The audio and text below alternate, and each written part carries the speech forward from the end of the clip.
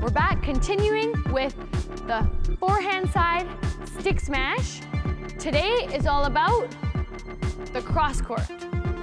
So last session, we covered the stick smash straight down the line from the forehand side on a high trajectory, whereby we have time to set up underneath and do any of the 3 feet positions that we recall from the power smash, either staying on the ground, or the 1-leg jump, or for the more advanced, the 2-leg jump. Now we're going to do the same with the cross court stick smash from the forehand side. So remember that the racket head is the steering wheel for the shuttle. And by that I mean, just like driving a car, if you turn the steering wheel this way, then the car is going to go that way. Turn it this way, the car will go this way. It's the same when it comes to the shots. If you hit the stick smash and keep the steering wheel whipping back straight, then the shot will go straight. But now, we don't want it to go straight. We want it to go cross court. So what do we need to do? We need to turn the steering wheel so that our movement is now going to direct the shuttle over to our opponent's side, across onto their right side of the court. So in order to hit the shot cross court from the forehand side, you have to be aware of the shuttle's trajectory and where to prepare the racket. If I'm going to hit straight, then I want to be directly behind the shuttle to come through straight and whip back straight. For the cross court, I need to be a little more on the outside of the shuttle. That means if the shuttle's approaching here, I need to stretch out a little bit more when I'm coming through so that I'm going to hit and connect with the shuttle more on the outside of the bird. And the reason for that is I need my whip back or my bounce back movement to go away from the direction that I want to hit the shot.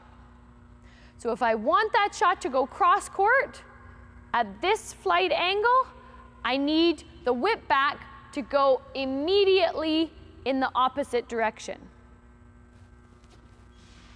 So for the straight, I'll line it up here and bounce directly straight back. Now for the cross court, I will line it up this way, stretch more on the outside of the shuttle so that I can get that whip back going away from the cross court. Straight, cross, straight, cross. Let's see it in action.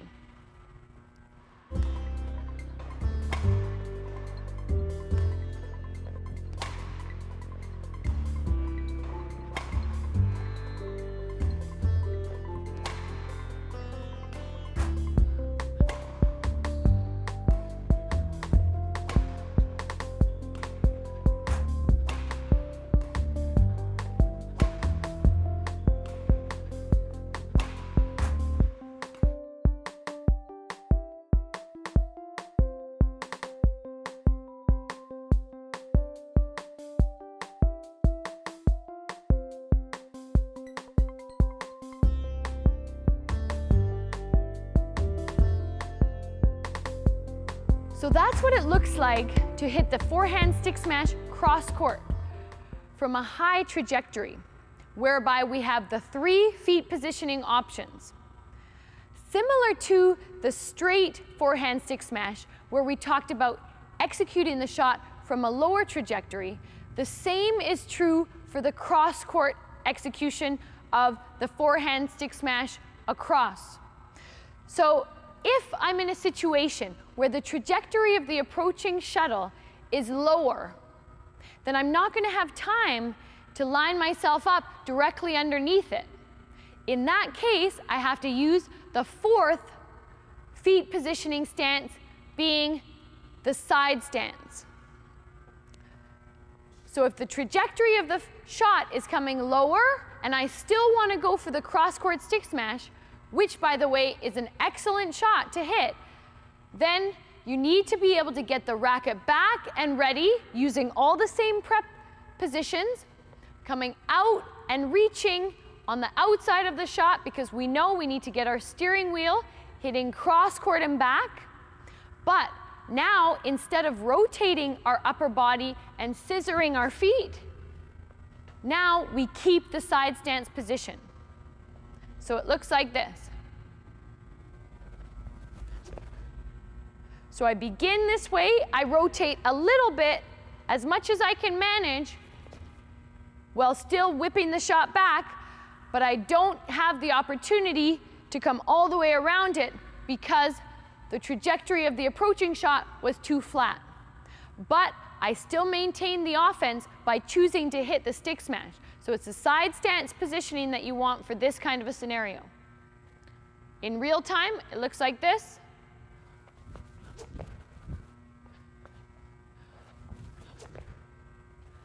Let's see some with the shuttle.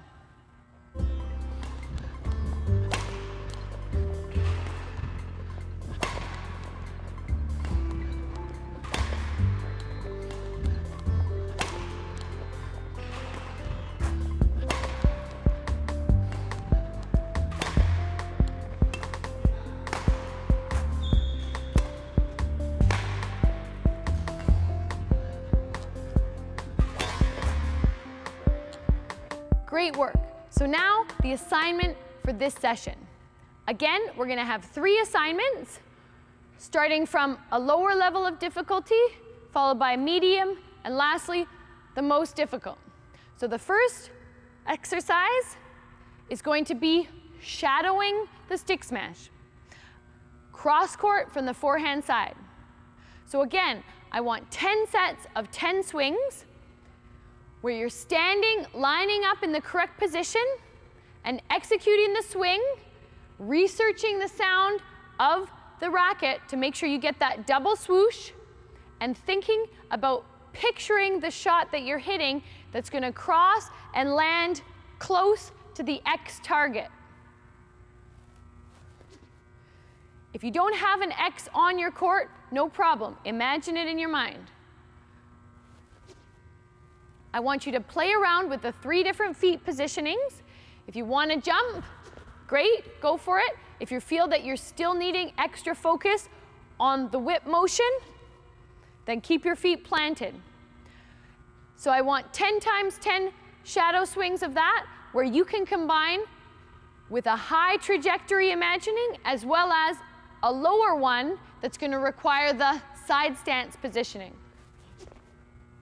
Make sure that for the cross-court shadow swings that there's a pronounced difference between the straight movement, where the whip comes back straight, and the cross-court, where the whip is going to come back away from your body and directly in the opposite direction of the flight path of the bird. The second assignment, medium difficulty, and also very fun, because now it's time to get your training partner out and hit some to each other. So you're going to have your partner serving 10 sets of 10 shots with varying height trajectories. So as you feel competent, if you want your training partner to make it more difficult, then they can choose which trajectory. They can serve high, and then you have to decide which feet positioning to use, or they can serve flatter, and you have to use the side stance positioning. The third assignment is going to be the practical implementation into a game scenario. So I want you again to go out and try this shot in the next time you're playing. Once you've done the first 2 assignments, have the courage to try it out.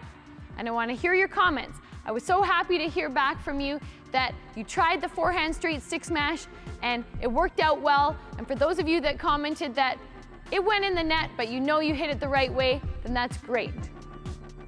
So until next time, enjoy the stick smashes.